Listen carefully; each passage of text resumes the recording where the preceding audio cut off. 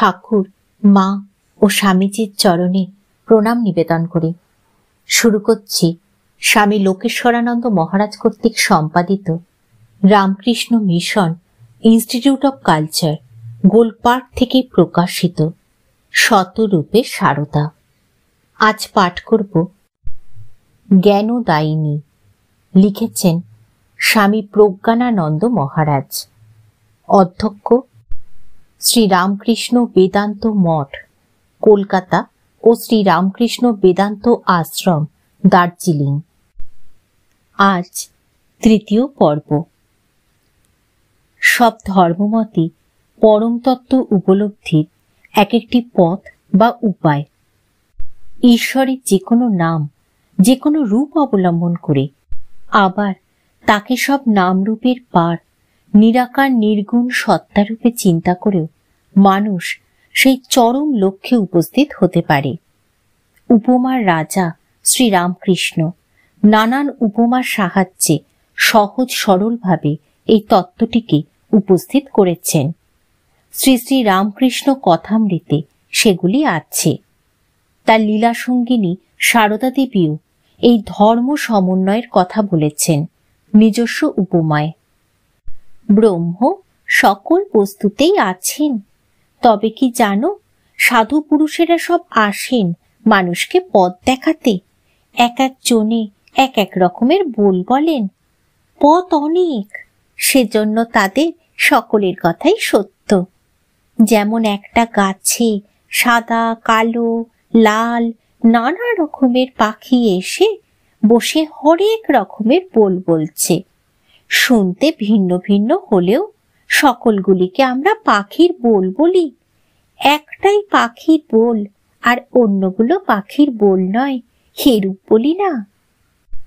বিভিন্ন শাস্ত্র এবং বিভিন্ন সিদ্ধ মহাপুরুষের উপদেশের মধ্যে কোনো বিভিন্নতা যদি থেকেও থাকে, তাহলেও সেসব উপদেশ সত্য, কারণ সেগুলি একই সত্যে পৌঁছানোর বিভিন্ন পথ নির্দেশ। শুধু বিভিন্নতার কারণ যাদের উদ্দেশ্যে সেই উপদেশগুলি, তাদের রুচি, প্রকৃতি ও যোগ্যতার বিভিন্নতা। চরম লক্ষ্যকে বিভিন্ন ধর্ম, বিভিন্ন সাধক বিভিন্ন ভাবে বর্ণনা করে থাকলেও সেই লক্ষ্যে পৌঁছতে পারলে সবাই একই রকম অনুভব করে থাকেন। সেখানে সব শেয়ালের এক রা। সব ধর্মমত, সব সাধন পথ যে একই লক্ষ্যের কথা বলে, এ তত্ত্ব সব দেশের ধর্মশাস্ত্রেই থাকলেও কালক্রমে মানুষ তা ভুলে যাওয়ায় ধর্মে ধর্মে বিরোধের সৃষ্টি হয়। শ্রী রামকৃষ্ণ অবতারের বৈশিষ্ট্য হল এই যত মত তত পথ তত্ত্বে নতুন প্রাণ সঞ্চার। বিভিন্ন ধর্মমতে সাধন করে নিজের উপলব্ধির ভিত্তিতে এই সনাতন সর্বধর্ম সমন্বয় তত্ত্বকে তিনি জগতে পুনঃপ্রতিষ্ঠিত করলেন। শ্রী রামকৃষ্ণের সর্বধর্ম সমন্বয়ের বাণী ও সাধন সম্পর্কে শ্রী মা একটি অসাধারণ ব্যাখ্যা দিয়েছেন। তার উল্লেখ করে স্বামী গম্ভীরানন্দ বলেছেন, আমাদের মা জ্ঞানময়ী এবং জ্ঞানদাত্রী। ঠাকুর বলেছেন ও সরস্বতী জ্ঞান দিতে এসেছে। সমন্বয় ভালো বটে, তবে ঠাকুর এসেছিলেন ত্যাগের ভাব দেখাতে। মায়ের এই কথাটাই ধরুন না, এতেই দেখতে পাবেন কতখানি তার সূক্ষ্ম দৃষ্টি, কেমন করে সব বুঝতে পারতেন। স্বামীজি বারবার বলে গেছেন সমন্বয় অবতার শ্রীরামকৃষ্ণ। হঠাৎ মা কেন বলতে গেলেন? তিনি যে মতলব করে সমন্বয় প্রচার করেছেন তা কিন্তু আমার মনে হয় না। তিনি ত্যাগের ভাবই দেখিয়েছেন, প্রচার করেছেন। ঠাকুর স্বয়ং বলে গেছেন, আমি নিজে থেকে কিছু করিনি, মা আমাকে যেমন করিয়েছেন বলিয়েছেন তেমনি করেছি, বলেছি। সমন্বয় যদি তার জীবনের ভেতর দিয়ে প্রচারিত হয়ে থাকে, সে সমন্বয় তিনি করেননি। সে সমন্বয় করিয়েছেন মা কালী, জগদম্বা। মতলব করে তিনি কিছু করেননি। মতলব করে বুদ্ধি খাটিয়ে আমরা দর্শন লিখতে পারি, বই লিখতে পারি, ঠাকুর যেসব ভাব প্রচার করেছেন তা বুদ্ধি দিয়ে সৃষ্ট হয়নি, সেসব এসেছে, উৎসারিত হয়েছে তার হৃদয় থেকে, মায়েরই শক্তিতে। মাই তাকে সেসব ভাব জুগিয়ে দিয়েছেন। শ্রী শ্রী মা এই দিকেই আমাদের দৃষ্টি আকর্ষণ করে বলেছেন, ঠাকুর মতলব করে কিছু করেননি, এ অন্তর্দৃষ্টি। পর্ব ৩। এই অংশে বিশেষভাবে আলোচিত হবে জ্ঞানদায়িনী মায়ের করুণা বিগলিত গুরুমূর্তি।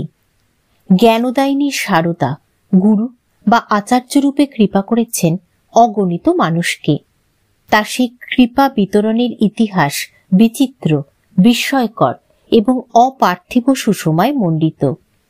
শ্রীমা অনেককেই সাক্ষাতে দীক্ষা দেওয়ার আগেই স্বপ্নে কৃপা করেছেন এবং সেই অলৌকিক কৃপাদানের ফলে সেসব ক্ষেত্রে শ্রীমার ঐশী মাহাত্ম্য সম্বন্ধেও সন্তানরা অবহিত হয়েছেন। রাঁচি নিবাসী জনৈক যুবক ভক্ত দীক্ষার জন্য ব্যাকুল হয়ে স্বামী ব্রহ্মানন্দকে চিঠি লিখেছিলেন, কিন্তু তার উত্তর আসতে দেরি হওয়ায় তিনি পাগলের মতো অস্থির হয়ে ওঠেন। সেই অবস্থায় এক রাতে তিনি স্বপ্ন দেখেন কালীঘাটের মা কালী তাকে কোলে তুলে নিয়ে বলছেন, ভয় কি বাবা, আমি তো রয়েছি।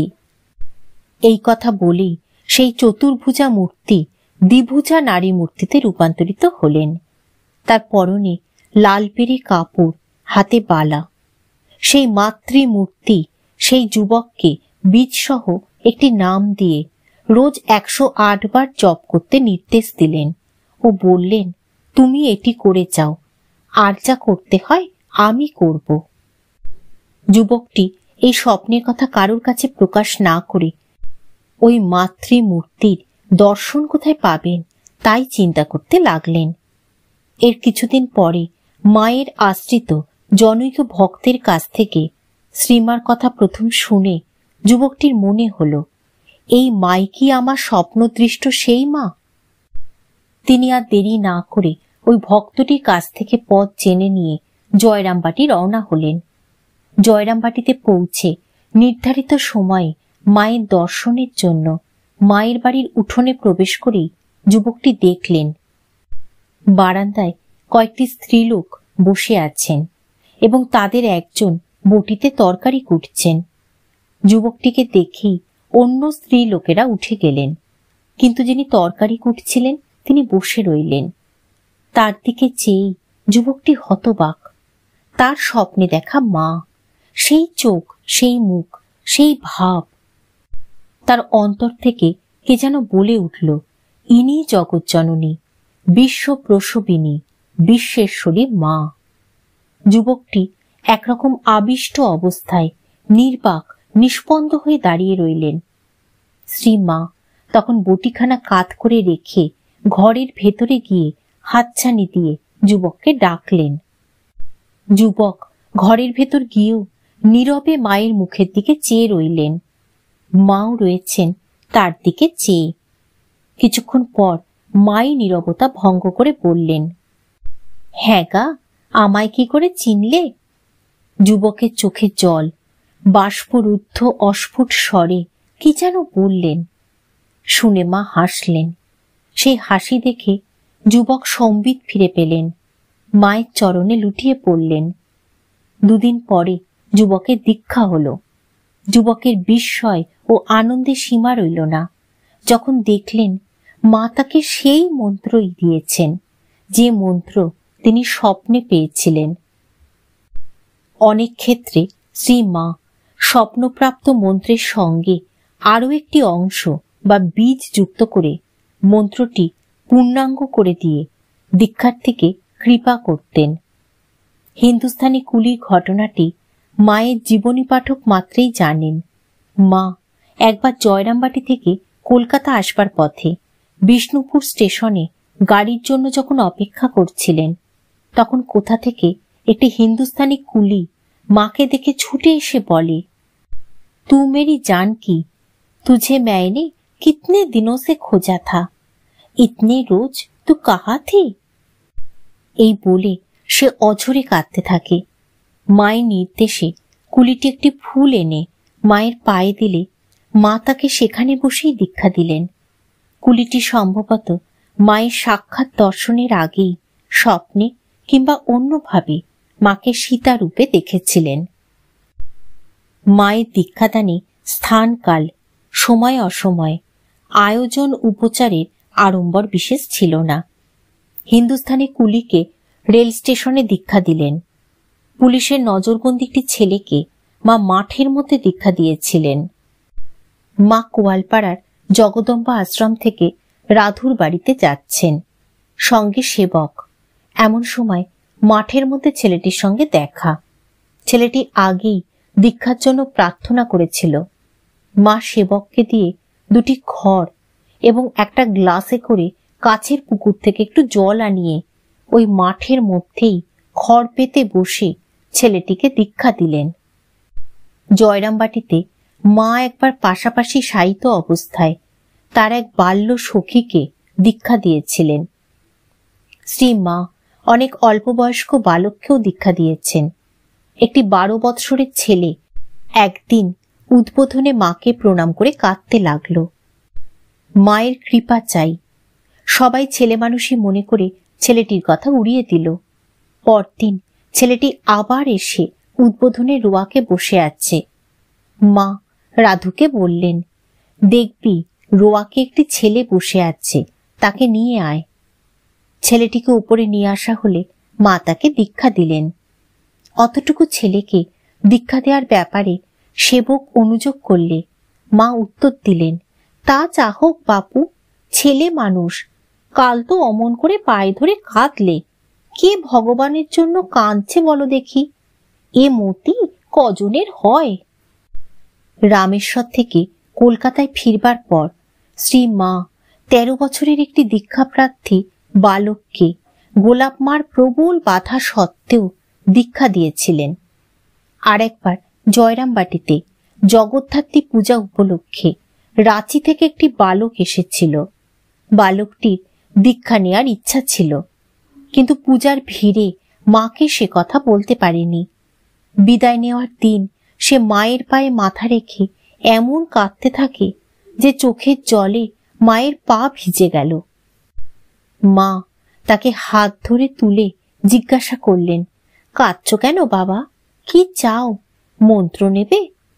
মায়ের শরীর সেদিন সুস্থ ছিল না, তবুও তক্ষুনি ওই অবস্থাতেই দরজা বন্ধ করে মা ছেলেটিকে দীক্ষা দিলেন। গুরুরূপী শ্রীমায়ের কৃপা অন্যান্য সব জাগতিক বাধার মতো ভাষা ও দেশের ব্যবধানও অতিক্রম করে গেছিল। মা যখন দক্ষিণ ভারতে গেছিলেন তখন সেখানকার অনেক আশ্রয় প্রার্থীকে কৃপা করেছেন। ভিন্ন ভাষাভাষী কোনো ব্যক্তিকে দীক্ষাদানের সময় মা তার সব উপদেশ বাংলাতেই বলতেন। কিন্তু আশ্চর্যের ব্যাপার এই যে কোনো অনুবাদকের সাহায্য ছাড়াই দীক্ষার্থীরা তার উপদেশের মর্ম সব বুঝতে পারত। একবার বোম্বাই থেকে এক পার্সি যুবক উদ্বোধনে মায়ের দর্শন প্রার্থী হয়ে আসেন। মা তখন সদ্য ম্যালেরিয়ায় ভুগে অতি দুর্বল অবস্থায় জয়রামবাটি থেকে কলকাতায় এসেছেন। ভক্তদের মাকে দর্শন করার অনুমতি পর্যন্ত নেই, তবে সম্ভবত অত দূর থেকে এসেছেন বলেই শারদানন্দজি পার্সি যুবকটিকে মায়ের কাছে যেতে দিলেন। মায়ের কাছে গিয়ে যুবকটি কিন্তু দীক্ষা চেয়ে বসলেন। বললেন, মাইজি কুछ मूल मंत्र दीजिए जिससे खुदा पहचाना जाए। সেবক রাসবিহারী মহারাজ অর্থাৎ স্বামী অরূপানন্দ প্রমাদ গুনলেন। মাকে বললেন, সে কি, কাউকে দর্শন পর্যন্ত করতে দেওয়া হয় না, সবে অসুখ হতে উঠেছ, শরৎ মহারাজ শুনলে কি বলবেন? এখন নয়, এর পরে হবে। মা কিন্তু সেদিনই পার্সি যুবকটিকে দীক্ষা দিয়েছিলেন। একবার একটি মেম মায়ের কাছে তার মেয়ের রোগ মুক্তির জন্য প্রার্থনা করতে এলে মা মেমটির সঙ্গে কথা বলে এত খুশি হয়েছিলেন যে মা শুধু তার প্রার্থনাই পূরণ করেননি, পরে তাকে দীক্ষাও দিয়েছিলেন। মেমটি বাংলা জানতেন। মাদ্রাজে অমৃতানন্দ নামে একজন আমেরিকান ব্রহ্মচারী মায়ের কাছে মন্ত্র দীক্ষা পেয়েছিলেন। ডাক্তার হ্যাল্ক ও মিস গ্রে নামে মায়ের আরো দুজন আমেরিকান শিষ্য ছিল। অনেক ক্ষেত্রে দেখা গেছে মায়ের কাছে আগত ভক্তের মনে দীক্ষালাভের জন্য কোনো আকাঙ্ক্ষাই জাগেনি, তবুও মা অযাচিতভাবে তাকে দীক্ষা দিয়েছেন। ময়মনসিংহে সুরেশচন্দ্র ঘোষকে স্বামী প্রেমানন্দ বাগবাজারে মায়ের বাড়িতে পাঠিয়েছেন মাকে দর্শন করতে, সঙ্গে ময়মনসিংহের আরো কয়েকজন ভক্ত। একজন সাধু এসে এক এক করে ভক্তদের মায়ের কাছে পাঠিয়ে দিচ্ছেন প্রণামের জন্য। সুরেশ ঘোষের পালা এলে তিনি গিয়ে মাকে সাষ্টাঙ্গে প্রণাম করতেই মা তাকে বসতে বললেন এবং সেখানেই দীক্ষা দিলেন। অথচ সুরেশ ঘোষ দীক্ষার জন্য যাননি, দীক্ষার কথা ভাবেননি পর্যন্ত। ঠাকুর, মা ও স্বামীজির চরণে প্রণাম নিবেদন করে শেষ করছি আজকের পাঠ। স্বামী প্রজ্ঞানানন্দ মহারাজ কর্তৃক রচিত জ্ঞানোদায়িনীর তৃতীয় পর্ব।